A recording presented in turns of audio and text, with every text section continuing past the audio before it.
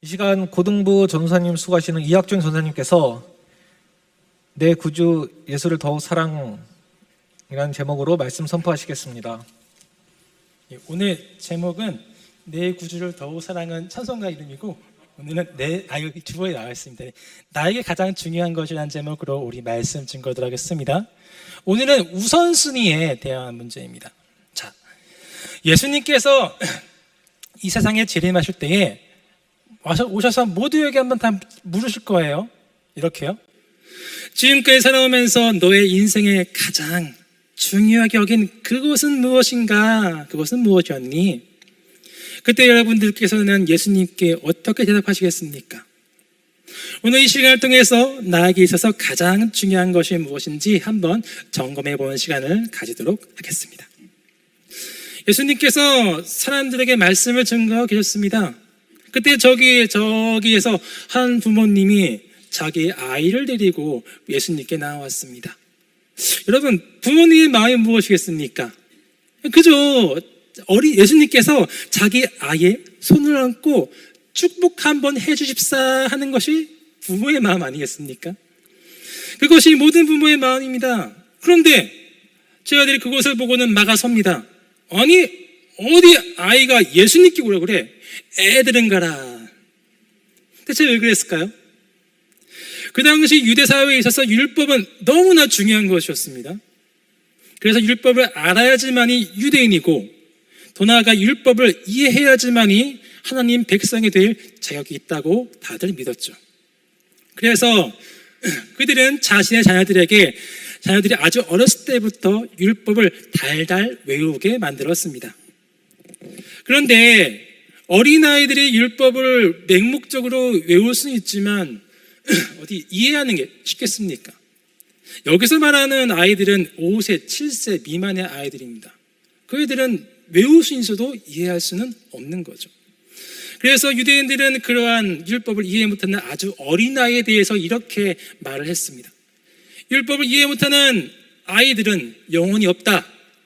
구원을 받을 수 없다. 그가 율법을 이해할 수 있는 나이가 돼서야 구원을 받을 수 있다. 그때 예수님께서 제 아들을 꾸짖으시면서 이렇게 말씀하십니다. 어린아이들을 용납하고 내게 오는 것을 금하지 말라. 천국이 이런 사람의 것이니라. 그리고 아이에게 안수하시고 축복해 주셨습니다. 그때 제 아들이 아주 큰 충격에 빠졌습니다. 자기들이 알기로는 율법을 완벽히 이해하고 지켜야지만 천국에 갈 수 있는 것으로 믿었습니다. 그런데 예수님은 이런 어린아이 같아야 천국에 갈 수 있다고 말씀하셨기 때문입니다. 그리고 또다시 예수님께서 제 아들과 함께 다시 길을 가십니다. 이번에는 저기서 한 청년이 예수님 앞에 꿇어 엎드렸습니다. 그 청년의 행색을 보니까 옷을 잘 입었어요. 딱 봐도 돈이 많은 부자 청년이었습니다. 이로부터 유대인의 사고방식에는 하나님께 순종하는 자는 하나님께서 복 주신다는 그러한 사고방식이 있었습니다. 맞는 말이죠. 성경적입니다. 그러면 어떠한 복을 주실까? 그것은 그의 삶을 풍요롭게 만들어 주신다는 그러한 생각이 있었죠. 이것도 맞는 말이죠. 그런데 이것을 이렇게 생각합니다. 그래서 부자는 하나님께 복 받은 사람이야. 이것을 반대로 생각하면은 가난한 사람은 하나님께 복을 받지 못한 사람이야 라고 여겼습니다. 실제로. 그래서 또 이렇게 말합니다. 그가 하나님께 어떻게 했길래 저렇게 복도 못 받고 하나님께 사는 거, 어떠한 저주를 받는 거. 그래서 가난한 자, 과부, 병자를 보면 유대인들은 하나님께 무슨 죄를 지어 저주받는가 손가락질을 하고 그랬습니다. 그런데 지금은 하나님께 복 받는 것처럼 보이는 풍족한 청년, 부자 청년이 앞에 있지 않습니까? 부자 청년이 예수님께 이렇게 말합니다. 선생님이여, 내가 무슨 일을 하여야 영생을 얻으리이까? 그러자 예수님께서 말씀하십니다. 내가 생명에 들어가려면 계명들을 지키라. 살인하지 말라, 가늠하지 말라, 도둑질하지 말라, 거짓 증언하지 말라, 내 부모를 공경하라, 내 이웃을 내 자신과 같이 사랑하라 하신 것이니라. 그러자 이 부자 청년이 자신 있게 말합니다. 이 모든 것을 내가 다 지켰사온데 아직도 뭐가 부족하니까. 왠지 이 청년의 말에는 자신감이 넘치는 것처럼 느껴집니다. 그럴 만한 것이 그는 일단 젊습니다. 그리고 율법을 확실히 알고 있죠. 그러면서 율법대로 어떠한 불법도 행하지 않고 정당하게 노력해서 큰 부자가 되었습니다. 자수성가한 거죠. 놀라운 일이죠. 그러면서 자신의 부모와 이웃에게도 선한 일을 많이 베풀고 있습니다. 오늘날로 볼 적에는, 세상적으로 볼 적에는 마땅히 칭송받을 만한 청년이었습니다. 지금으로 얘기하자면 좋은 성적으로 좋은 대학 나오고 또 좋은 직장 가서 일찍이 자수성가한 그러한 청년이라고 말할 수 있죠. 그런데 거기에서 또 신앙도 좋아요. 엄마 친구 아들 같은 사람이죠. 한마디로 스펙이 아주 빵빵한 청년입니다. 그래서 그는 이런 내가 천국쯤이야 당연히 갈 수 있지 않겠어? 라고 생각하고 예수님께로 나아온 것이었습니다. 마가복음을 보니까 예수님께서 그 청년을 보시고 마음으로 사랑하셨다고 합니다. 그럴 만한 것이 예수님께서 보아도 그가 하나님과 이웃에게 열심히 살았거든요. 그런데 예수님께서 보았을 때 그 청년에게 한 가지 아쉬운 점이 있었습니다. 그것이 무엇이었을까요? 그러면서 이렇게 말씀하십니다. 가서 내 소유를 팔아 가난한 자들에게 주라. 그리하면 하늘에서 보화가 있으리라. 그리고 와서 나를 따르라. 그런데 부자 청년은 예수님의 말씀 앞에 주저주저합니다. 그 모습을 성경은 이렇게 말합니다. 그 청년이 재물이 많음으로 이 말씀을 듣고 근심하며 가니라. 아니, 이렇게 완벽한 청년에게 있어서 한 가지 넘지 못한 유일한 약점이 있었는데 그것이 바로 돈이었습니다. 여기 앉아 계신 분들은 다 피부로 느끼고 계시죠? 돈은 무엇입니까? 돈은 기회죠. 엄청납니다. 돈은 또 시간입니다. 시간이 투자가 안 되면 여러분 돈 벌 수 없죠. 돈은 또 덜 넘어서 제2의 생명입니다. 그 사람은 자신의 엄청난 시간과 기회와 생명을 투자해서 지금의 돈을 모은 것이었습니다. 그런 그에게 있어서 돈은 그야말로 피땀 눈물 그 자체였습니다. 그러한 돈을 이웃에게 나누어주라니요. 지금까지 자기가 살아온 모든 인생을 하나님께 바치는 것과 똑같지 않습니까? 그런데 이것은 마치 하나님께서 아브라함에게 이삭을 받지 않는 것과 똑같은 사건입니다. 아브라함에게 있어서 이삭은 어떠한 아들입니까? 아브라함의 전 인생이 이삭이에요. 아브라함은 하나님께서 약속하신 약속의 자녀 이삭, 그거 하나만 믿고, 그 언약 하나만 믿고 그 먼 하나님 땅에서 가나안 땅으로 자기 모든 소유를 버리고 왔어요. 그리고 100세 때 힘겹게 낳은 아들이 바로 이삭이죠. 그렇기 때문에 아브라함에게 있어서 이삭은 자신의 인생이요, 생명이요, 삶의 이유였던 것입니다. 그런데 그러한 이삭을 바치라니요, 얼마나 가혹합니까? 이것은 아브라함이 지금까지 살아온 자신의 모든 인생을 하나님께 바치라는 것과 같았습니다. 예수님께서 재물을 버리지 못하고 뒤에 돌아서는 부자 청년을 보시고 제 아들에게 이렇게 말씀하십니다. 내가 진실로 너희에게 이르노니 부자는 천국에 들어가기가 어려우니라. 다시 너희에게 말하노니 낙타가 바늘귀에 들어가는 것이 부자가 하나님 나라에 들어가는 것보다 쉬우니라. 말이 됩니까? 바늘귀라뇨. 제가 얼마 전에 바느질을 하려고 이렇게 바늘에다가 실에다 침을 발라 넣으려고 했어요. 눈이 안 좋아서 그런지 잘 안 들어가더라고요. 그렇게 작은 바늘귀에 낙타를 넣는다고요? 여러분, 낙타는 얼마입니까? 영화에서 보니까 보통 성인의 키보다 더 큰 것이 낙타입니다. 낙타를 바늘귀에 넣는 것이 말이 됩니까? 한마디로 불가능합니다. 그래서 이 말씀의 핵심은 부자 청년과 같은 마음을 가진 사람은 천국에 들어가는 것이 불가능하다라는 것입니다. 그럼 여기서 질문이 생깁니다. 돈 많으면 천국 못 들어가나요? 꼭 가난하고 병들어야지만이 천국에 갈 수 있습니까? 그러한 말이 절대 아니죠. 이거에 대한 문제를 잘 해결해 줄 수 있는 본문이 있습니다. 성경을 서로 보완하고 설명한다고 그러죠. 성경의 자증성이라고 이야기하죠. 그러한 예로 이 말씀에 해설할 수 있는 말씀이 복음서에 있는 4가지 씨 비유입니다. 4가지 씨 비유에는 중요한 개념들이 등장합니다. 바로 씨와 밭이죠. 씨는 우리의 마음속에 뿌려지는 하나님의 그 말씀을 의미합니다. 밭은 그 하나님의 말씀을 듣는 우리의 마음가짐을 뜻하죠. 그래서 4가지 비유의 4가지의 마음으로 비유되는 4가지의 밭이 등장을 합니다. 자, 그것은 바로 길가라는 마음, 돌밭이라는 마음, 가시밭과 같은 마음, 좋은 땅과 같은 마음. 그 중에서 부자 청년의 마음을 잘 대변해주는 것은 바로 가시밭입니다. 가시밭은 일단 토양이 너무나 좋습니다. 땅 밑에 양분도 많고요, 수분도 많습니다. 그리고 거치는 돌도 없어요. 그래서 씨만 톡 떨어지면 여러분 뿌리를 쭉쭉쭉 내려서 그 안에 있는 양분을 쭉쭉 흡수할 수 있습니다. 그렇게 비옥한 땅이에요. 그래서 새싹이 20년, 30년, 40년 그 이상을 뿌리를 내리고 살 수 있는 땅입니다. 뿌리가 깊다는 것은 그 어떠한 풍파에도 좀처럼 뽑히지 않는다는 것을 말합니다. 역경에 넘어지지 않습니다. 그런데 문제가 하나 있어요. 그것이 바로 가시입니다. 햇석이 많은 양분을 먹었으니 이제는 위로 자라려고 기지개를 펴봅니다. 그런데 문제는 가시가 머리를 짓눌러가지고 도저히 성장할 수가 없어요. 막 짓누르는 거예요. 그래서 성장에 멈춘 단계, 가시밭.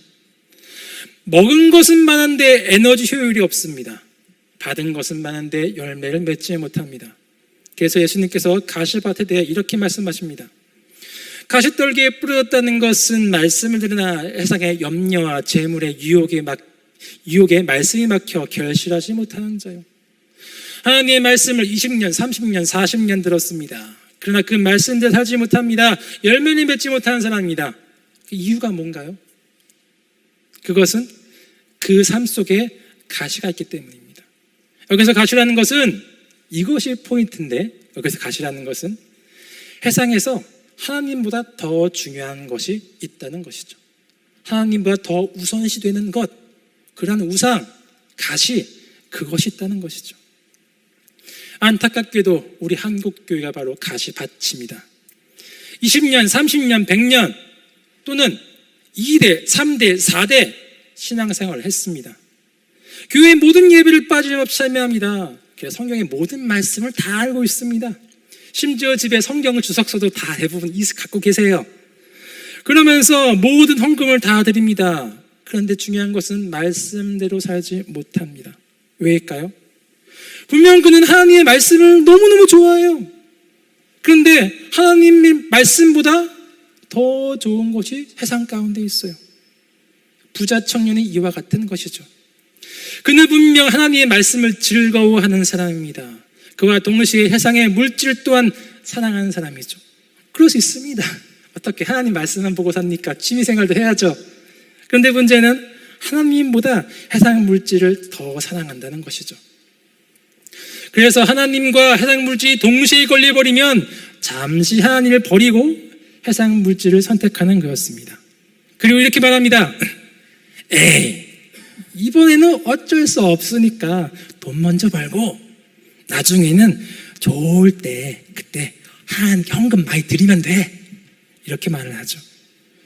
그런데 오늘 말씀은 부자 청년처럼 하나님보다 더 중요한 것이 있는 사람은 결단코 천국에 못 들어간다고 말을 합니다. 그렇다면 한국 교인들의 신앙은 어떡하나요? 불행히도 90% 이상이 다 이런 부자 청년처럼 가시밭인데요. 어쩌면 이 자리에 설교하고 있는 저도 가시밭의 신앙일지 모릅니다. 또한 이 자리에 계신 많은 분들이 신앙이 가시밭일지도 모릅니다.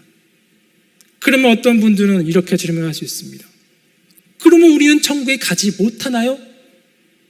여러분 너무 낙심하지 마십시오. 가시밭은 다른 밭과 비교할 적에 신앙이 높은 단계입니다. 좋고 나쁜 게 아니에요. 4가지 씨의 비유는 신앙이 성장해 가는 4가지의 신앙의 단계와 같습니다. 첫 번째 신앙의 단계는 길가입니다. 길가는 하나님의 말씀을 조금도 듣지 않는 그 불신자의 신앙이죠. 두 번째 신앙은 바로 돌밭의 단계입니다. 돌밭은 신앙은 있으나 조그만 고난 안에도 계속해서 넘어지는 연약한 신앙의 단계를 말합니다. 그러나 그렇게 계속 넘어지고 다시 일어서는 것을 반복함과 동시에 점점 뿌리를 깊게 내려 어느덧 깊은 뿌리를 내린 가시밭의 신앙처럼 성장했죠. 가시밭의 단계는 여러분 말씀의 뿌리가 든든히 내렸습니다. 어떠한 풍파에도 넘어지지 않습니다. 그런데 문제는 가시에 막혀 신앙의 성장이 멈춘 단계를 말하죠. 그런데 가시만 싹 제거하면 좋은 땅 되는 건 한순간이에요. 아브라함도 처음에 가시밭이었습니다. 그에게 있어서 이삭은 하나님보다 더 중요한 것이었습니다. 그래서 하나님께서 그 가시를 제거하기 위해 그에게 이삭을 요구하셨습니다. 아브라함이 이삭을 바쳤을 때 그는 비로소 좋은 땅의 신앙으로 올라갈 수 있었죠. 마지막 단계인 좋은 땅이라는 것은 좋은 땅이라는 것은 토양도 좋지만 성장에 방해하는 그러한 마음의 우상이 없는 사람을 말합니다. 바로 하나님을 가장 중요하게 여기는 사람, 바로 오늘 본문에서 예수님께서 말씀하신 그 어린아이와 같은 신앙, 그러한 사람을 말하죠. 여기서 어린아이인 것은 5세, 7세 그 미만으로 얘기했습니다. 5세, 7세 이하의 아이들은 부모님을 바라볼 적에 비판적인 시각이 전혀 없습니다. 부모님이 좋은 말을 해도 그냥 다 수용하고요. 부모님이 싸워도 원래 회상은 그런가 보다 그냥 무비판적으로 다 받아들여요. 그때 애들이 원래 그래요. 왜냐하면 여러분 이 나이대의 아이들은 부모님이 나의 모든 세계고 부모님이 나의 모든 삶이고 부모님이 내 삶 그 자체예요. 이런 아이들에게 있어서 부모님보다 더 중요한 것은 결단코 없습니다. 그래서 예수님께서는 어린아이처럼 하나님이 자신의 삶에 가장 중요한 사람, 그래서 하나님 말씀을 있는 그대로 꿀꺽꿀꺽 받아들이고 그대로 살아가는 그 사람만이 천국에 들어갈 수 있다고 말씀하십니다. 예수님은 더 나아가서 이렇게 말씀하셨죠. 오늘 본문 마태복음 19장 28절 이하의 말씀인데 예수께서 이르시되 내가 진실로 너희에게 이르노니 세상이 새롭게 되어 인자가 자기 영광의 보좌에 앉을 때, 이것은 예수님께서 이 땅에 오셔서 자 보자, 너희가 정말로 하나님을 가장 중요하게 여겼는지 아니면 세상에 더 중요하게 여긴 우상이 있었는지 한번 보겠다, 심판하겠다 하시는 말씀이죠. 바로 재림의 때를 이야기합니다. 그 다음 말씀입니다. 나를 따르는 너희라는 것은 하나님을 자신의 삶에 가장 중요하게 여겼던 그 사람들을 말하죠. 어떻게 된다고요? 12보좌에 앉아 이스라엘 12지파를 심판하리라. 예수님처럼 영광스러운 자리에 앉혀질 것이다. 그 다음 말씀입니다. 많이들 힘들어하신 말씀이죠. 또 내 이름을 위하여 집이나 형제나 자매나 부모나 자식이나 전투를 벌이는 자마다 여러 배를 받고 또 영생을 상속하리라. 이 말씀을 읽으면 참 힘들어하시는 분들이 많으세요. 진짜 하나님을 따르려면 집과 가족까지 다 버려야 하나요? 또한 신천지는 이 말씀을 이용합니다. 실제로 집을 버리고 가족을 버려서 신천지로 들어와라 라고 자신 있게 이야기하죠. 그런데 미안하지만 절대 그런 말씀이 아닙니다. 여러분에게 있어서 집은 무엇입니까? 제가 요즘 집을 구하는데 너무 힘들어요. 웃음밖에 안 나옵니다. 제가 느낀 것은 집은 전 인생이라고 저는 정의를 내렸어요. 속된 말로, 다른 말로 영끌이라고 하죠. 영까지 끌어모아야 겨우겨우 살 수 있을까 하는데 이제는 그것도 안 될 만한 상황에 모여서, 즉 가장 소중한 것이 집이라는 말입니다. 형제, 자매, 부모, 자식, 전토도 인생에 있어서 어떤 사람이 가장 소중한 그런 가치입니다. 집보다 더 중요한 가치일 거예요. 아브라함에게 있어서 이삭이 가장 중요한 것처럼 어떤 사람은 이것이 정말로 가장 중요할 수 있죠. 그래서 예수님께서 말씀하시기 이러한 집, 전토, 형제 자매보다 하나님을 더 중요하게 우선순위로 여기냐 하는 뜻이죠. 그렇다고 오해하지 마십시오. 하나님을 섬기기 위해 모든 것을 버리라는 뜻은 결단코 아닙니다. 10계명 중 1에서 4계명은 하나님 사랑, 5에서 10계명은 이웃 사랑 아닙니까? 그래서 하나님 사랑과 이웃 사랑을 같이 하라고 하셨죠. 우선순위가 있다면 어떤 거라고요? 하나님 사랑이 먼저라는 것이죠. 지난주 토요일 날 고등부 학생들이 담임 목사님 방에 모여서 하가방 촬영을 했습니다. 그때 오늘의 본문 말씀을 가지고 하가방을 진행했습니다. 촬영 도중에 담임 목사님이 학생들에게 이렇게 질문을 하셨더라고요. 지금 너에게 있어서 가장 중요한 것은 무엇이니? 그러자 한 학생이 말합니다. 잠자는 시간이요. 너무 중요하죠. 잠자는 만큼 키로 가잖아, 키로. 어느 학생은 이야기합니다. 저는 시간이요. 담임 목사님도 인정하시죠. 너희들은 돈이 중요하지 않겠다. 돈이 없잖아. 근데 수능 때문에 시간은 돈보다 더 중요합니다. 지금 고등학생이 그래요. 수능을 치러야 하는 고등학생에 있어서 시간은 그 무엇보다 중요합니다. 그래서 지금 고3 학생들에게 저는 미안해서 고개를 들지 못합니다. 작년에 코로나가 터졌죠. 그래서 고등부 찬양팀을 저학년들에게 인수인계를 해줘야 했습니다.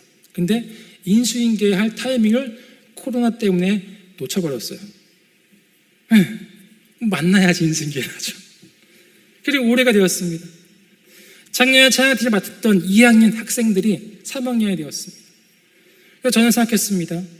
그래, 뭐 찬양팀이 3학년이 고3이 됐는데 공부 때문에 찬양팀 못 한다고 하면은 어쩔 수 없지 뭐, 놔줘야지 뭐.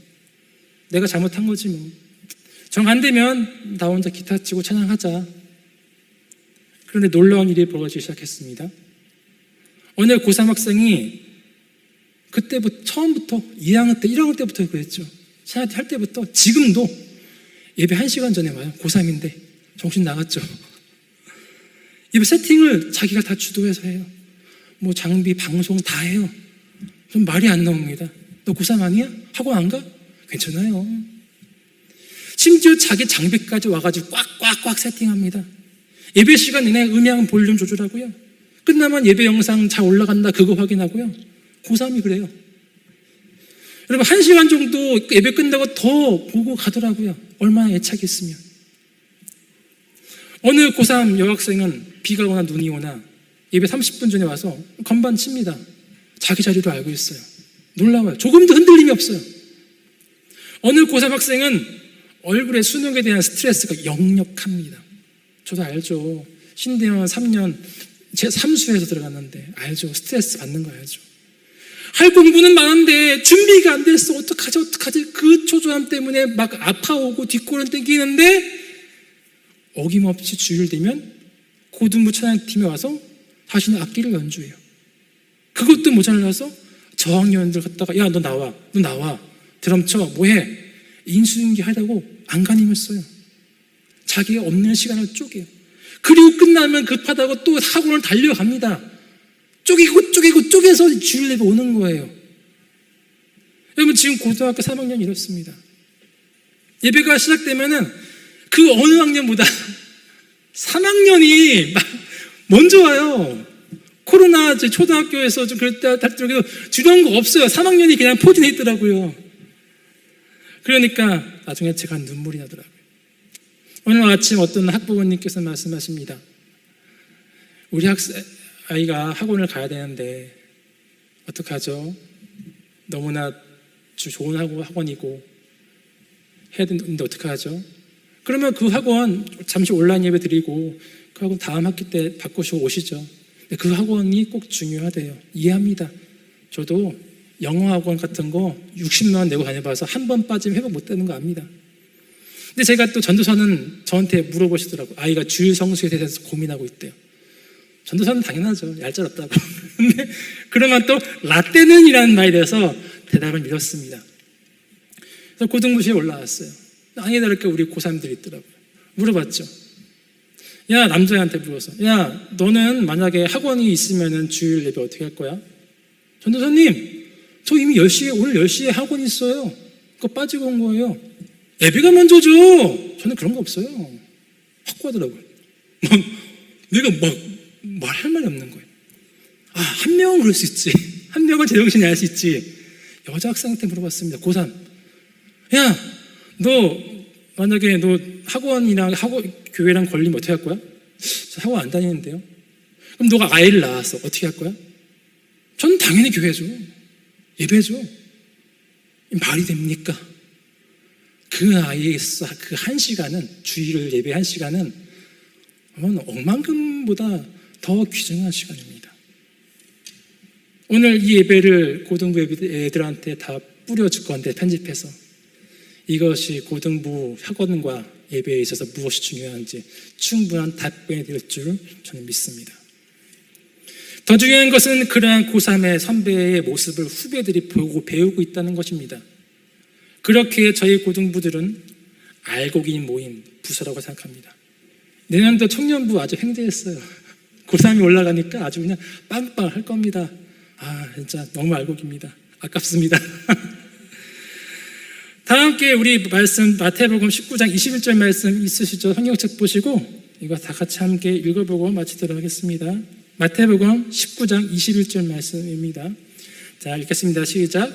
예수께서 이르시되 내가 운전하고자 할진대 가서 내 소유를 팔아 가난한 자에게 주라.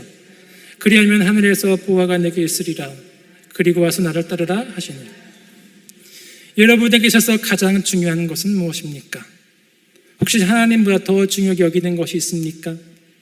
자신의 모습을 점검하여 하나님을 가장 중요하게 여기는 저와 여러분 되기를 간절히 소망하겠습니다. 기도하겠습니다. 사랑의 많으신 하나님 아버지 감사합니다. 아버지 하나님, 목숨을 잃으면 그 억만금을 가진들 무슨 소용이 있겠습니까? 솔로몬처럼 부귀영화가 있고 모든 쾌락을 다 잃었는데 마지막에서 화로다 죽게 되었도다. 늙었을 적에 그것이 무슨 소용이 있겠습니까? 하나님 아버지, 하나님 아버지보다 더 중요한 것은 없습니다.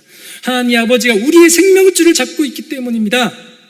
이 땅에 한번 잘 먹고 잘 살자는 그런 하루살이 인생이 아니라 영원히 살 수 있는 지혜자 되기를 간절히 소망합니다. 그렇게 되시도록 성령님 우리를 도와주십시오. 우리도 결단하겠습니다. 이 모든 말씀 우리를 사랑하신 예수 그리스도의 이름으로 기도드립니다. 아멘.